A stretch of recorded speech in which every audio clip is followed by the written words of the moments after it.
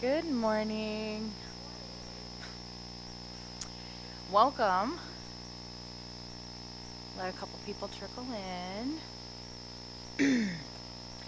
Welcome to UUUF, University Unitarian Universalist Fellowship. My name is Michelle Flores, and I am your service leader for today. I just want to welcome everyone to join us in this shared sacred space, and this is a reminder that this might be a great time to silence your devices or put them on vibrate or turn them off, whatever works best. So I think we're just going to move right into committee moments this morning, but we might need a moment because I think Reverend Tracie wanted to kind of kick that off. Cool. Maybe we could get the people coming in to come in and start.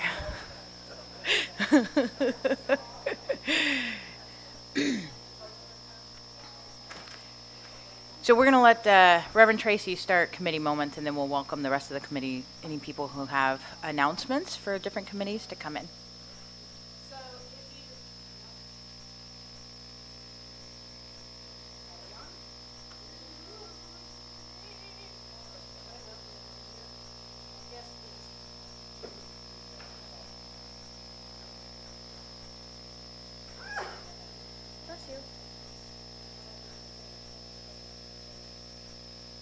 Testing. There we go.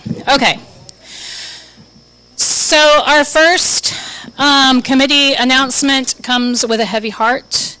If you did not see my announcement on Wednesday, Tuesday morning, Beth Kiefer passed away. She was not alone. She was with friends. And it was a peaceful passing.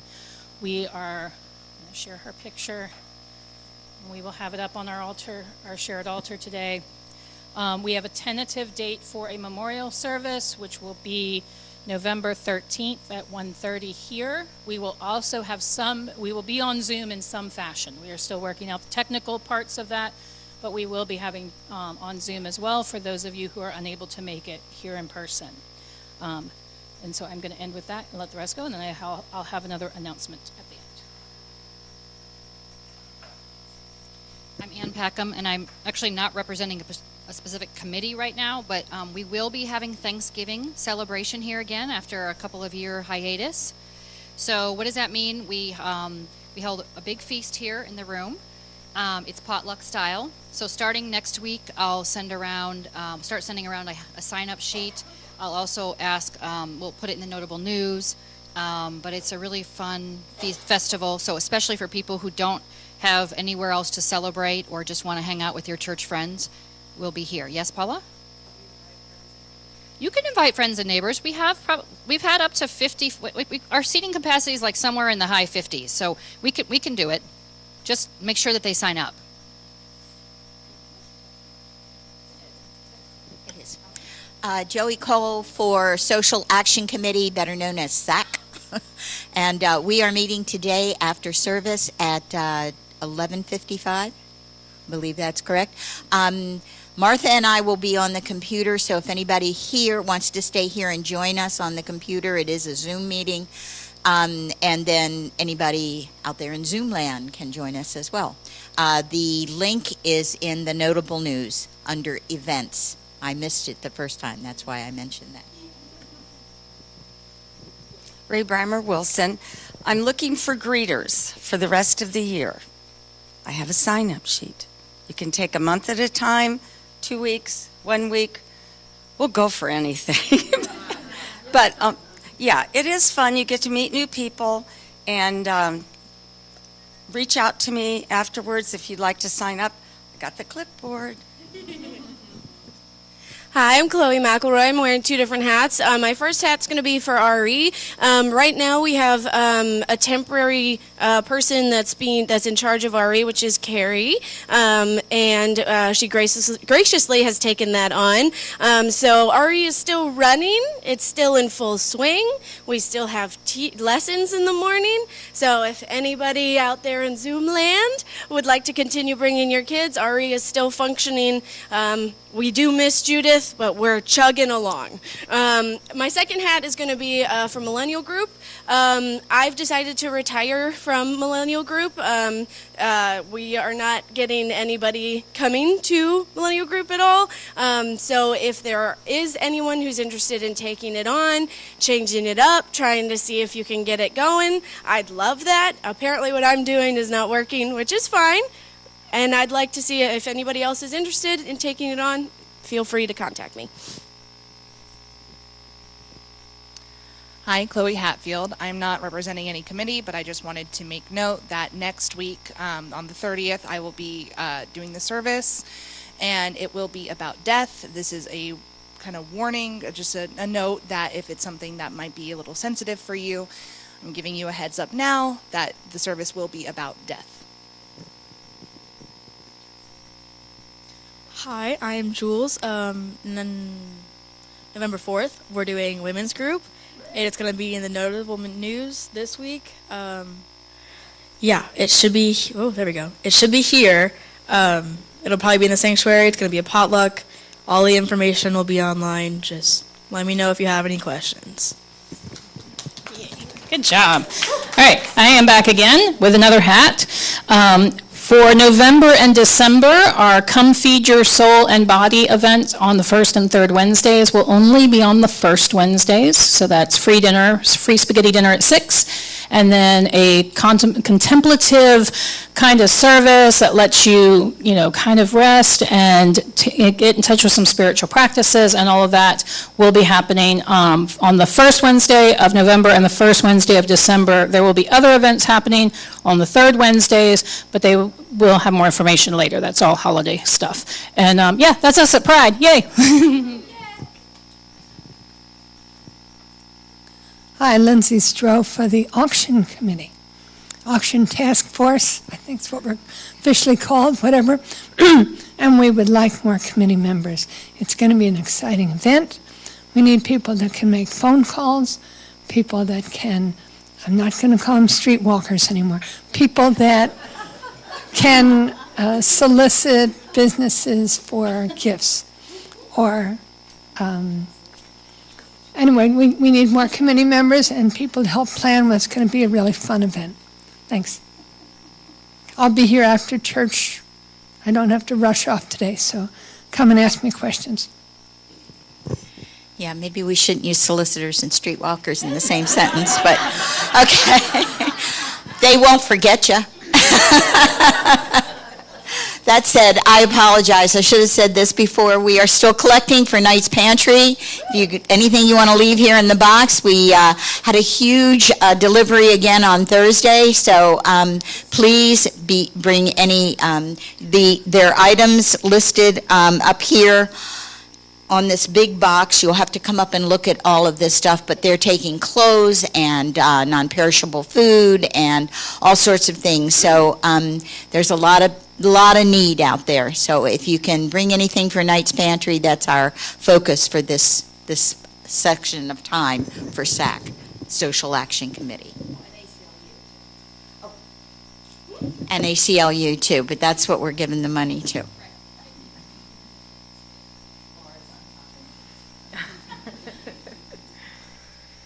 Okay, so this morning, this morning's opening words come from Helen Keller. What we once have enjoyed, we can never lose. All that we love deeply becomes a part of us. And personally, I have found this to be true, whether it was like a person, an experience, or a dear loved one. I may have those things or people in some form. I may have lost them in some form, but they remain with me in other ways, even if only in my memories. So today, as Reverend Tracie talks us through remembering those that have come and gone before us, I encourage you to also reflect on those words. What we once have enjoyed, what we once have enjoyed, we can never lose. All that we love deeply becomes a part of us. So with that, today's music is going to be led by Stephanie Messler and John Mowbray, and I think we have opening music at this time. Yep. Our opening hymn is going to be sung a cappella by all of us, not just me. It is number 336 in your hymnal, and I think it's up there too. Are the lyrics up there? I think they will be.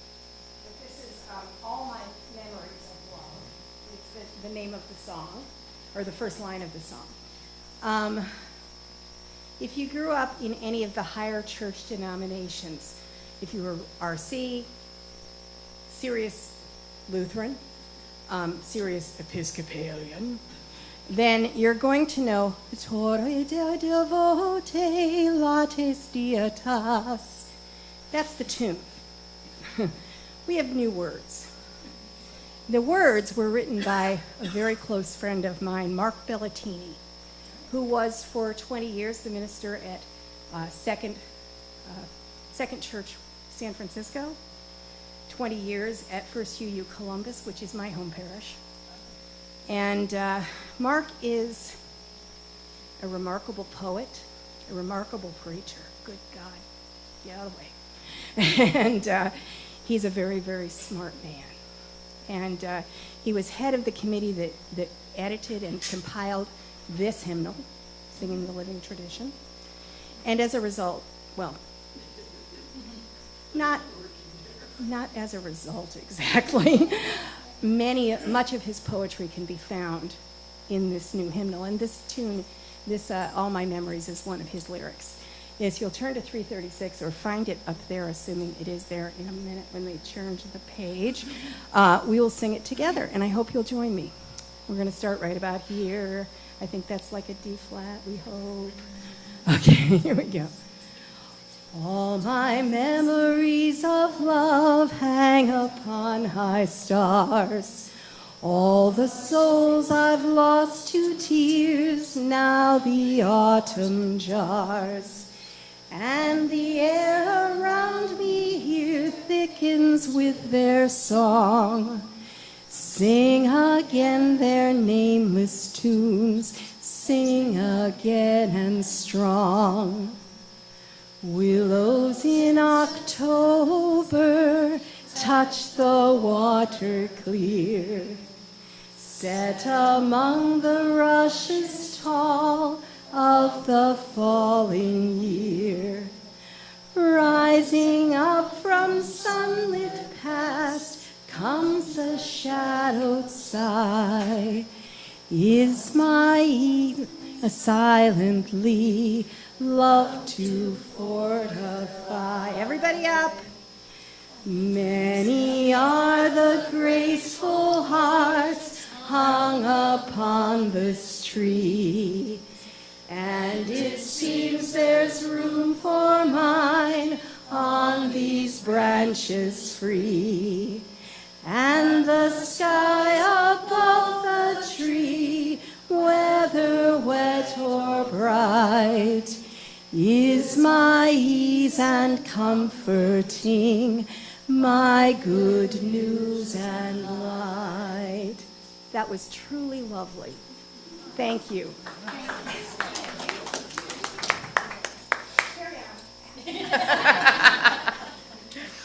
As she said, we will carry on with the chalice lighting. Today's chalice lighter is Chase. His pronouns are he, him. He is 11 years old, and he is excited that he got a turtle sword for Christmas.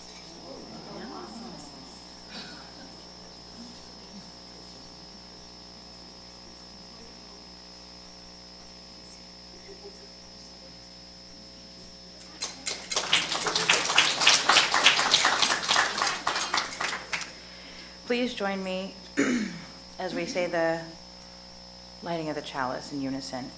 In the light of truth and the warmth of love, we gather to seek, to sustain, and to share. And now the affirmation of our church. Love is the spirit of this church, and service is its gift. And this is our great covenant, to dwell together in peace, to seek truth and love, and to help one another. So this morning, I also would like to welcome any new visitors that we have here, whether in person or online. We'll say hi to everybody. I have found that this congregation is a great place to put down roots and spread your wings. We are a group with shared values and beliefs, or with shared values and principles with very diverse beliefs. So this is a time also where we have joys and concerns, a time where we share briefly the things that maybe weigh on our heart, but also some of the things that we celebrate so that we don't have to carry all these things alone. So I welcome everyone to come up at this time and share your joys and concerns with us.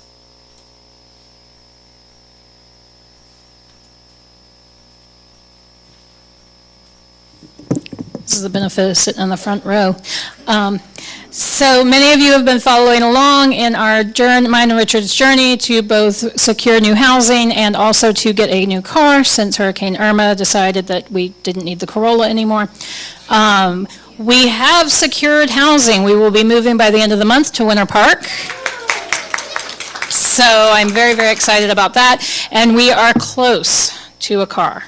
Close. So fingers crossed, because we're going tomorrow to hopefully pick up the car. And it's been a journey on that part. So thank you all so much. And my other joy to share with you all is I have now officially passed both format review and institutional review board for my doctorate, which means I can now go forward with candidacy review and my project. So in the next few weeks, you will start hearing about my project because I can actually officially talk about it now. So thank you. As a lot of you know, I lost my 8-year-old grandson 6 years ago. This time of year would be this week. But I'm here to celebrate a new birth that happened at midnight. Not that family, but a family I work with. And a visitation house. It's a home for women in distress who are pregnant. So 30 hours in labor, but she had a little girl last night. So I was up all night with the doula. So a celebration is good. Hi, Chloe Hatfield. I have a joy that for the first time this season, I was able to do a petrified forest. My schedule and their schedule worked out together, so I was on call this year, and so I had a really wonderful time seeing all my friends who work at the forest and just being in that kind of, little family environment. I love seeing everybody. And then last night, I was able to go as a guest and be able to experience the rest of the houses, and it was really fun and new friendships and everything. So. Morning again, I'm Stephanie, and it has just occurred to me as I stood in this line that my elder daughter would have turned 30 today. Crap. Anyhow, in other news, which some of you have read a little bit about on Facebook, 12 days ago I had the MRI I was waiting for. Well, one of the MRIs I was waiting for. There's still another one. And they found that both my pancreas and my liver and the tube that runs between them are they look like they got chewed on. And I'd been told for years I had fatty liver disease. Guess what? I don't. If anything, they're withering away. So I had a procedure done on my liver 2 days later, which would have been 10 days ago. And they cauterized some wounds. And I've had some other people's blood and a bunch of iron infusions in the last week and a half, and there will be more. And none of this is permanent, but for now I feel wonderful. And I'm, gathering the rosebuds while I may and all that crap. So that's my policy. So this is a joy, no matter what. So I'm really happy. And I hope you enjoy all the music this morning. And I will be gone now. Poof.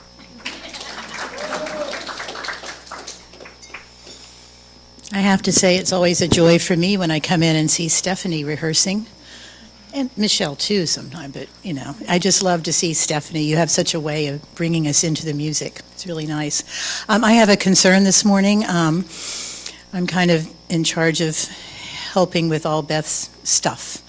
And so one of the things that we need to do is find a home for two lovely cats. They are Bailey and Jack. They're a brother and sister. We don't want to separate them. They're approximately 8 years old. I have the vet records. I admit I haven't been all through them yet, but they're beautiful cats. They're very soft and loving. They love to sleep with you.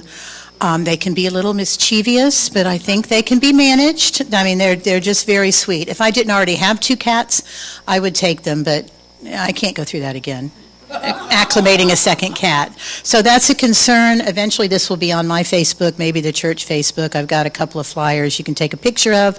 Please be looking, because we really want them to have a good home. I don't want to have to take them to a shelter.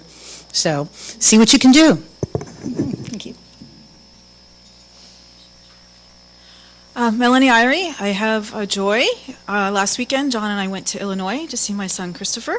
So it's always good to see your children, and he's thriving and doing well and happy, and except for the cold weather, which I knew to expect, but it was great. So glad to be home though.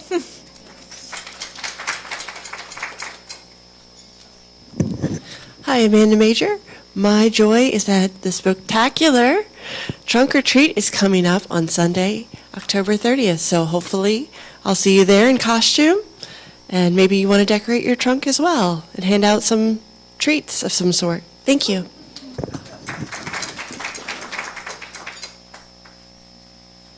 I'm sure for many of you it's been a roller coaster, but my roller coaster has been a wild ride. Going to Niceville to see the grandkids. Oh, hurricane coming. Oh, where's it going to hit? I don't know. Okay, it's coming here, so I'm staying here. Didn't want to go up there if it was going to hit there.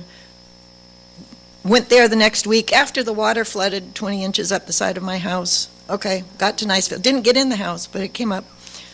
Got to Niceville, spent a week there with the grandkids. Yay, one of them is a lot.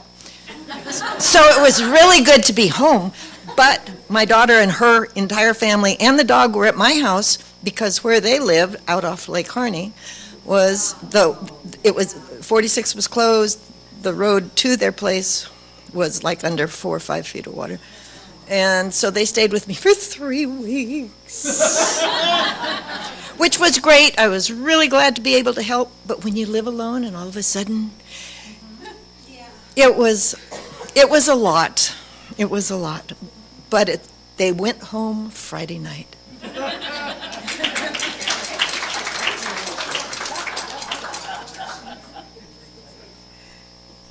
2 weeks ago, I was up in the hills of Pennsylvania, in Potter County. The local people call it God's country.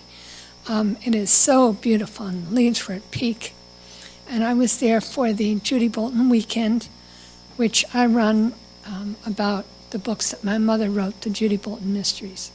I recently looked, my mom's listed among famous Unitarian Universalists on Google. How cool is that? But someone interviewed me for an article about my mom, and this is it. That's my mom. And I leave it here for you to take a look at if you want. It has some mistakes in it. For instance, it says that my mom's books earned $5 million. Huh, I wish. They sold 5 million copies worldwide. But, in 1932, it sold for a quarter, which my mom got maybe 3 cents of. So, but anyway, I leave the article here somewhere if people want to take a look at it. Her Judy Bolton Mysteries have been translated into many languages, and for those of you people who collect girls' series books, go, oh, you're Margaret Sutton's daughter, which is a strange thing. I think celebrity is not a good thing sometimes. But anyway, enjoy reading it. It'll be up by the coffee. Hi, I'm Susie. So I'm starting off with like a bunch of joys for my friends. One of my best friends, Keegan, she, after completing her degree, she is now working as a teacher's aide in a classroom, and she got strep throat on her second day of work, but she's back now. But she and one of my friends, Megan, just passed 2 extremely difficult exams. She works with tax law in England, and she just passed 2 exams, hated every second of it, but she's done. And one of my friends is up for a big promotion, and with all this change going on in my friend group, I have officially, this is both a joy and a concern, I've officially decided that I'm going to apply for the MFA program at UCF for next year. And we will see how that goes. And yeah, like I said, I am not leaving academia. They can't make me.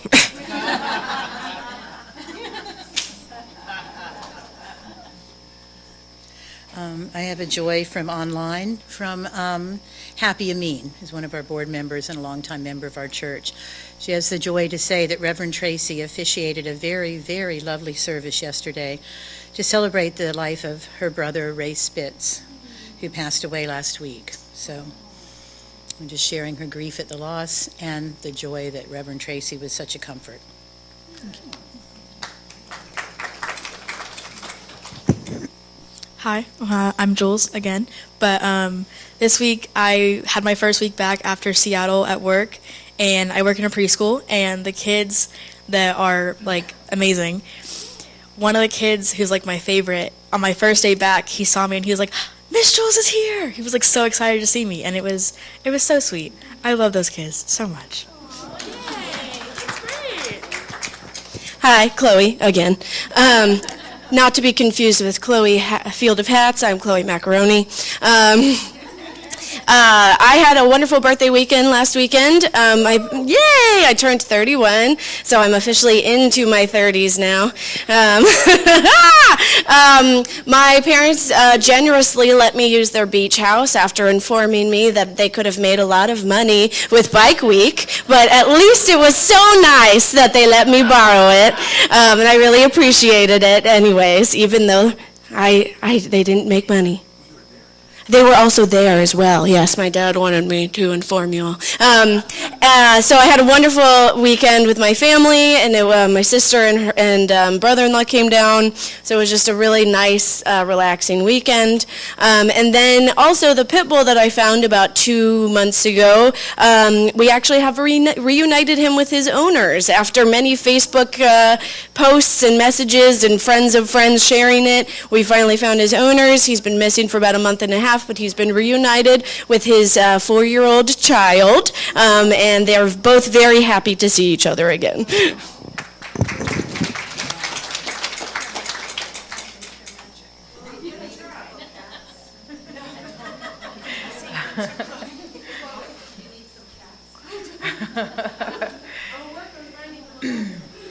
if you would join me in just a moment of silence for all the joys and concerns that have been shared, and also for those that maybe have not.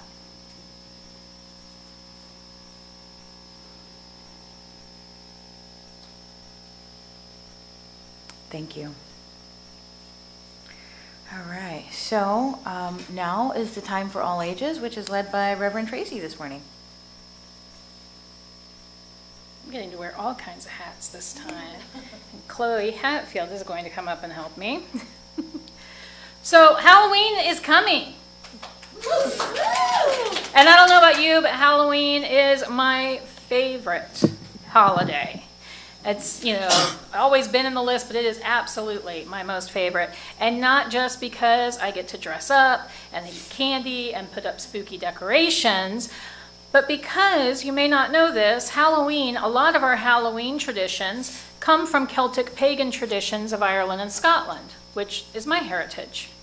And so some of these traditions I've known about since I was small, and others I learned as I studied paganism.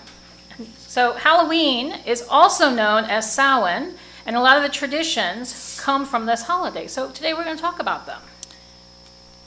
Do you know where carving pumpkins come from?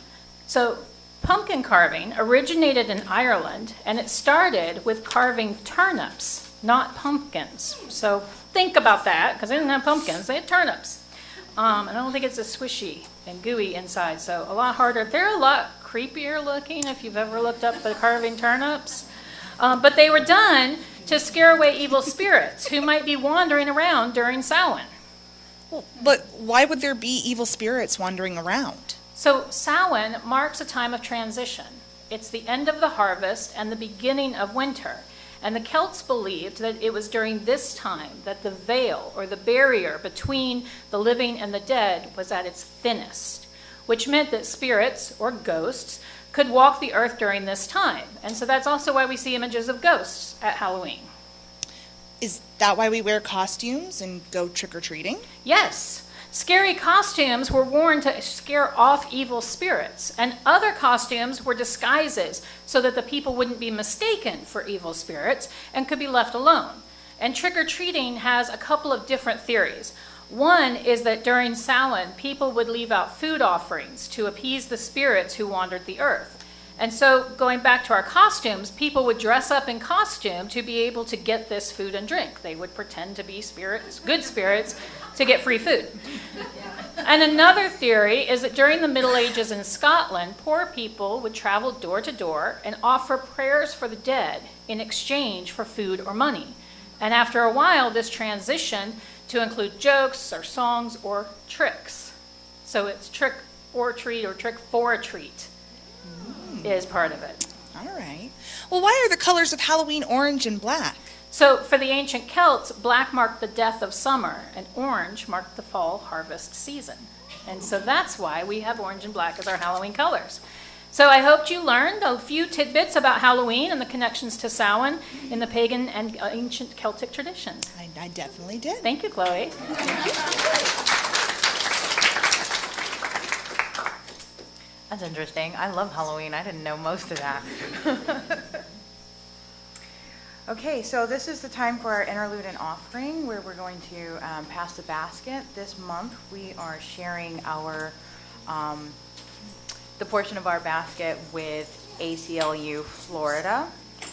Music is going to be by Stephanie Messler, John Mowbray, and Larry Vita.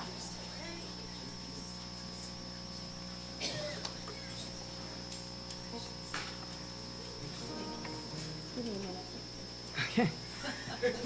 I will not speak for you out there, but all three of us, we're old enough to remember when this song appeared.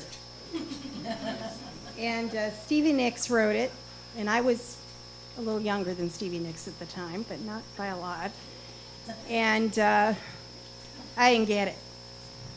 I really didn't get it until about 10 years ago, when I was asked to sing it for a concert in, of all places, Second Life.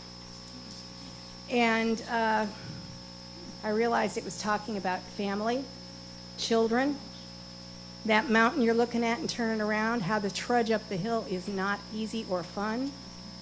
And you get there with kids slowing you down. And you love them, but one day they're going to stand on top of that hill, and then they're going to get it in more ways than one. And so that's what this song, I think, is really about. It's about how we pass everything, good, bad, ugly, on to the next generation, and we received it from the generation before us. And I'm doing something that's not the Stevie Nicks version, and not quite the Dixie Chicks version, the Chicks, sorry, version, because I'm neither of them. But the Dixie Chicks key is way closer to me than Stevie Nicks. So that's where we are. Yeah.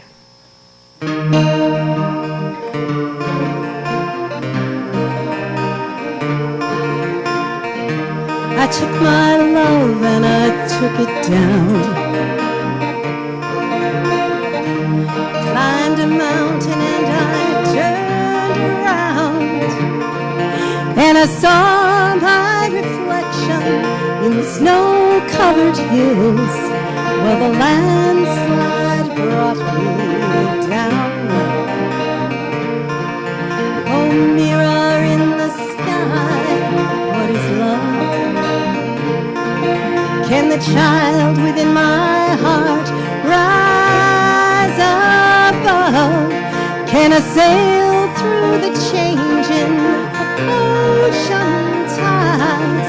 Can I handle the seasons of my life?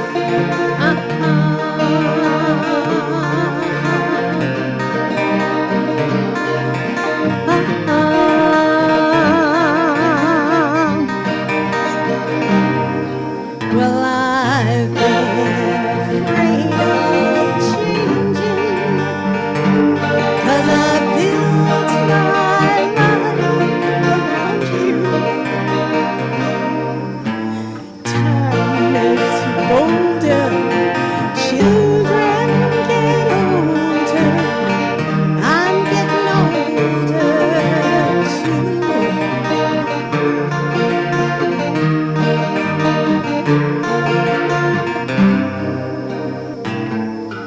Well, I've been afraid of changing, 'cause I built my life around you. Time makes you bolder as children get older, I'm getting older too. Yeah, I'm getting older too. I take my love, take it down. If you climb that mountain and you turn around, if you see my reflection in the snow-covered hills, well,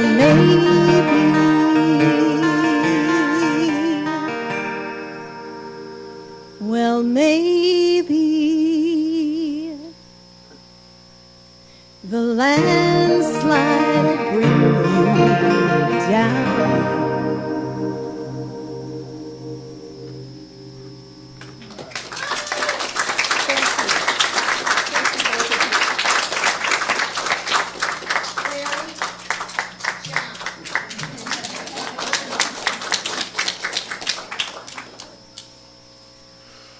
That was really beautiful. Thank you so much for that this morning. This is a time where we sing out our children and let them go back to the back and enjoy their time. We love you and bless you and send you on your way. We love you and bless you today and every day. Okay, now, Reverend Tracie.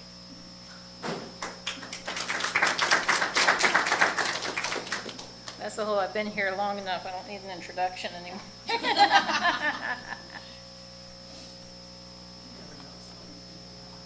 know. It's all right.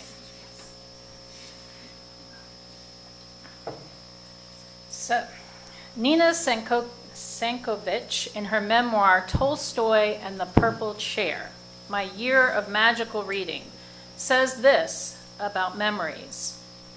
I was in my 40s, reading in my purple chair.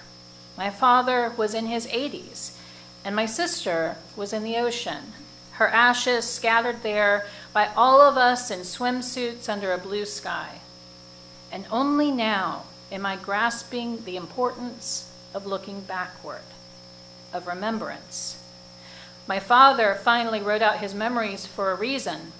I took on a year of reading books for a reason, because words are witness to life. They record what has happened, and they make it all real. Words create stories that become history and become unforgettable. Even fiction portrays truth. Good fiction is truth. Stories about lives remembered bring us backward while allowing us to move forward. The only balm to sorrow is memory. The only salve for the pain of losing someone to death is acknowledging the life that existed before. Since I began my path to ministry in 2016, I have officiated or co-officiated nearly 20 memorial services. During my chaplaincy internship, I was present in the room with families as 2 different patients died.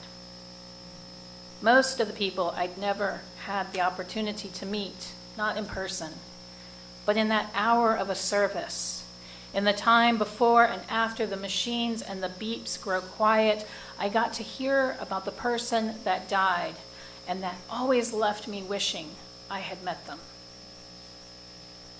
Our stories give life.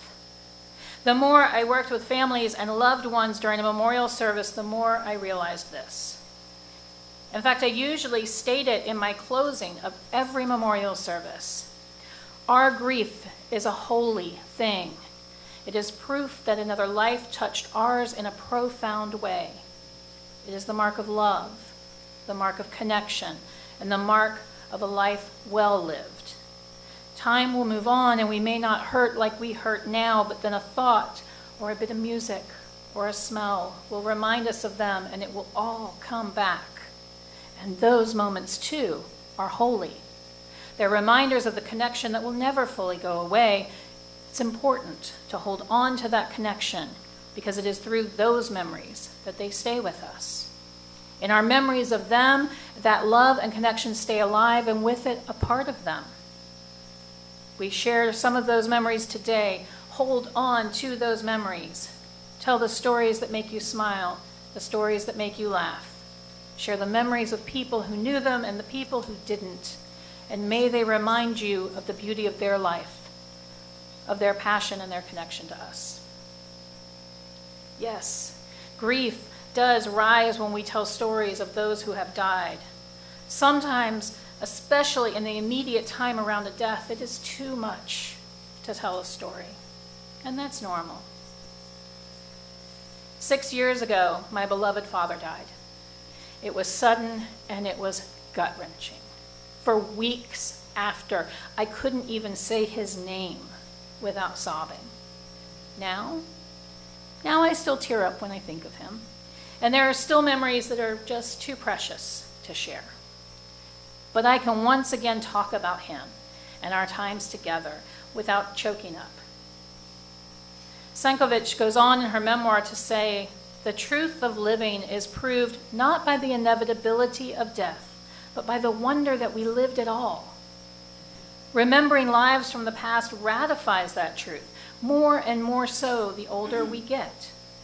When I was growing up, my father told me once, 'Do not look for happiness. Life itself is happiness.'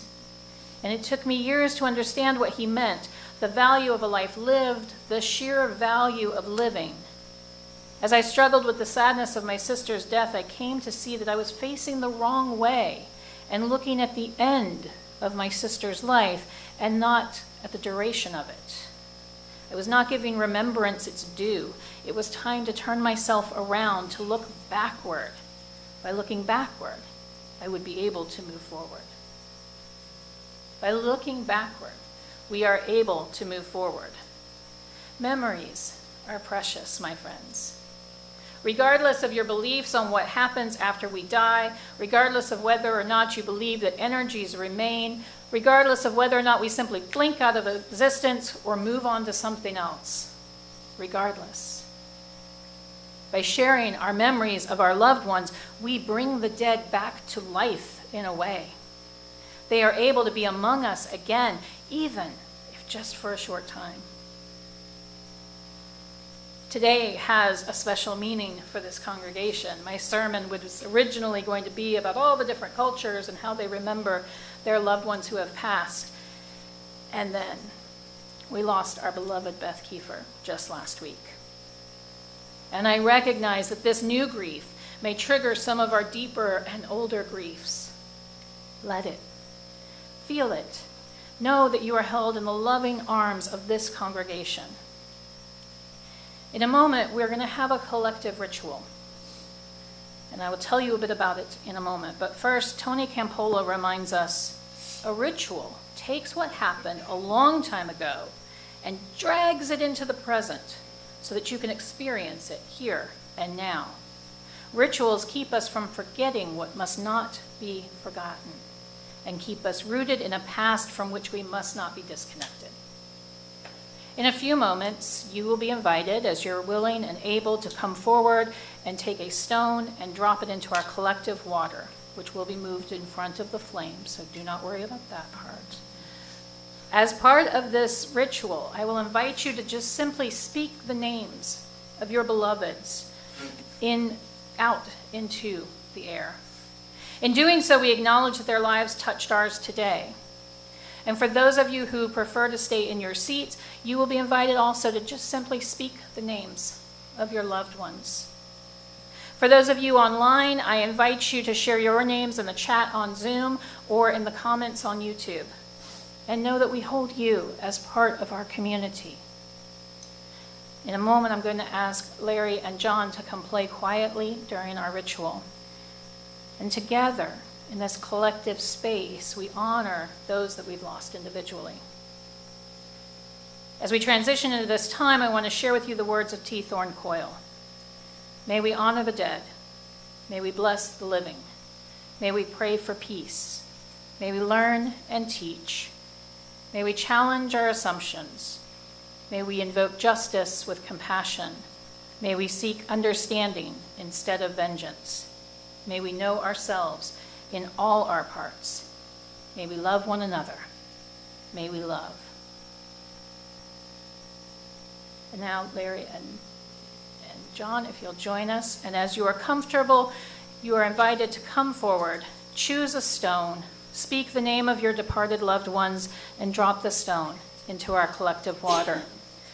This water represents our community. Tears, love, single drops that create a full container. You can speak the name or names of your departed loved ones and drop your stone or stones into your collective water. And many of you have brought tokens or photos of your loved ones, and if you haven't, you're still invited to be a part of this, because even if you didn't bring a physical token, our memories are in our hearts and our minds. Tears may flow.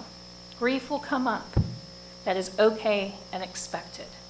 Know that you are in a safe and supportive space. And I encourage you to let yourself feel those feelings that may be trying to come up. And when it feels like everyone who wishes to participate in the ritual has done so, I will have some closing words. So let us begin.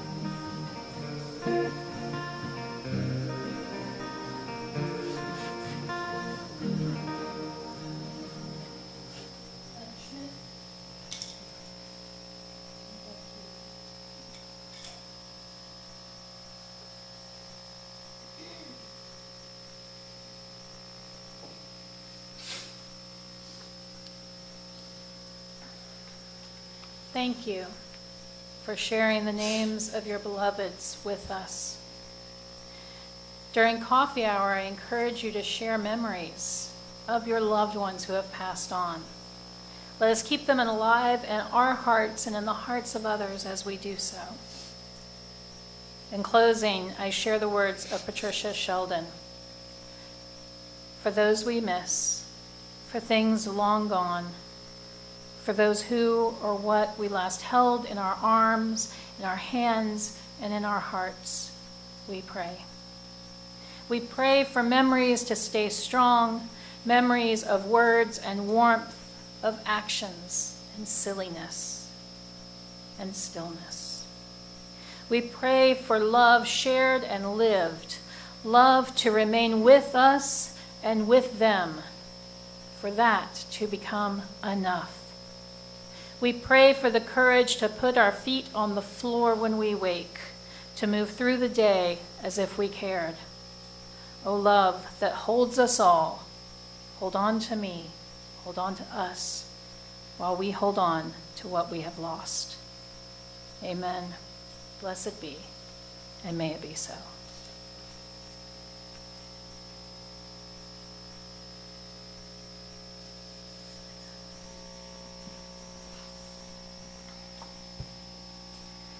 Ooh, man, I was worried I wasn't even going to be able to speak again.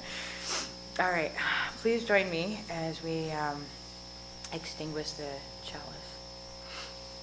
We extinguish this flame, not the light of truth, the warmth of community, or the fire of commitment. These we carry in our hearts until we are together again. Now we have closing music. Yes, we do. Out of the darkness into the joy.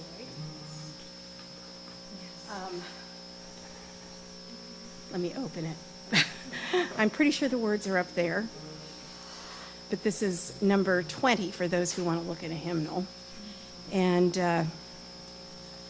okay, I should explain that this is an old Irish tune, been around for thousands of years. We all know this tune from somewhere. Okay, and it's been performed by everyone from Pete Seeger to Placido Domingo and a whole bunch of other people in between. The poet mentioned in our hymnal, Mary E. Byrne, 1880 to 1931, was an Irish linguist, translator, journalist, and author. And she was born in Dublin, Ireland. The editor of this song, who wrote the tune, was Carlton R. Young, who, get ready for this, was born in 1926, not dead yet. He was chairman of the committee for the United Methodist Church that formed both the 1966 and the 1989 versions of their hymnals. So this is a guy who knows his shtick. And anyway, he is responsible for resetting the tune because this was originally a lot looser. We didn't really have meter. It was hard to follow for Westerners. We were not very bright. And so he fixed it. And anyway, we shall sing it now.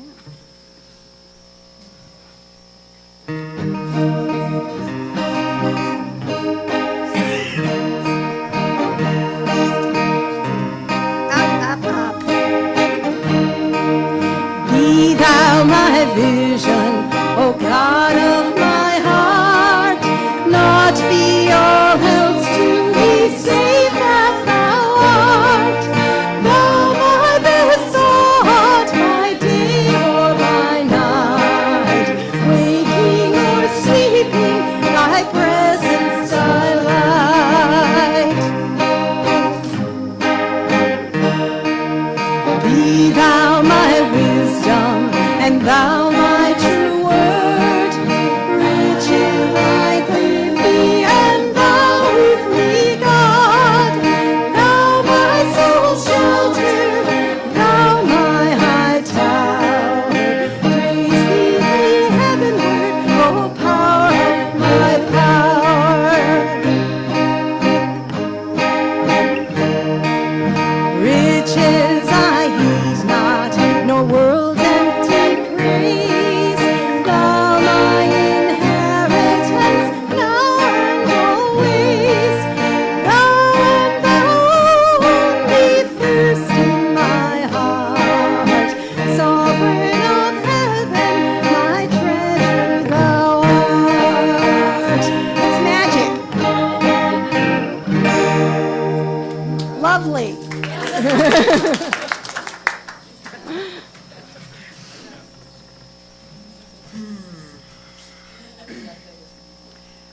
So my closing words today was from the English author A.A. Milne.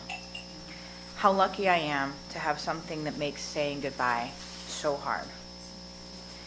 Today I feel very fortunate to have spent this time with all of you, and I'm remembering those that have gone before us. I thank you for allowing me to be your service leader today. And instead of goodbye, I will say see you soon. Thank you.